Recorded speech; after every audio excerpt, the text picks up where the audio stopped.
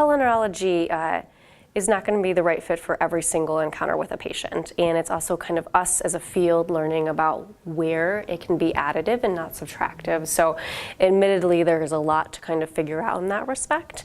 And right now, obviously, what we presented here at the AAN was all follow-up patients in kind of an academic center.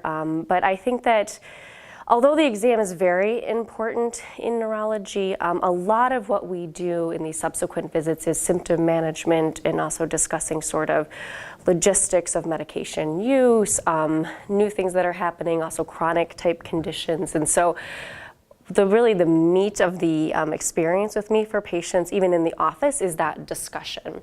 You know, as a neurology trainee, one of the things I was always taught is let the patient talk for as long as they need to, and they'll tell you what's going on with them. And you can get to your diagnosis even from that. So taking a good history, even initially, it's a lot more about that conversation and listening to the patient. And so I think that teleneurology sometimes allows us to focus back on that and just really what the patient is experiencing, and we're not kind of getting into this, okay, I have to, talk to them about these two things, and then I have to do these parts of my exams to document for my note, to get paid, So, I mean, there's a lot of box checking that happens, especially in subsequent visits. So I think teleneurology for me in my practice really allows me to just sit there and just talk to the patient about what's meaningful to them.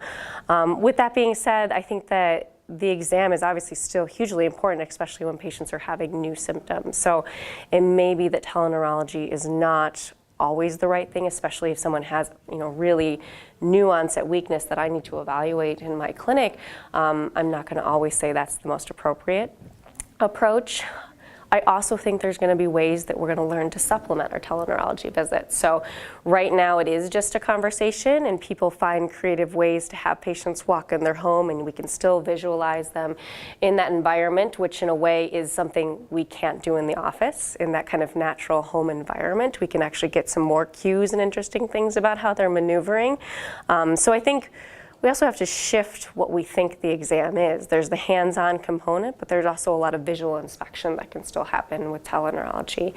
I also think there'll be ways to use consumer devices or in-home technology at some point to kind of supplement in-home neuroperformance that can then augment, again, sort of that physical exam aspect that we're not necessarily getting currently. So, I mean, I definitely agree with the skeptics that there's times that we're not going to be able to quantify things as much as we would like, and it may be that in-person is absolutely still needed at times, but I think there's a lot of benefits to kind of focusing on different things with a teleneurology visit that actually is additive and not subtractive.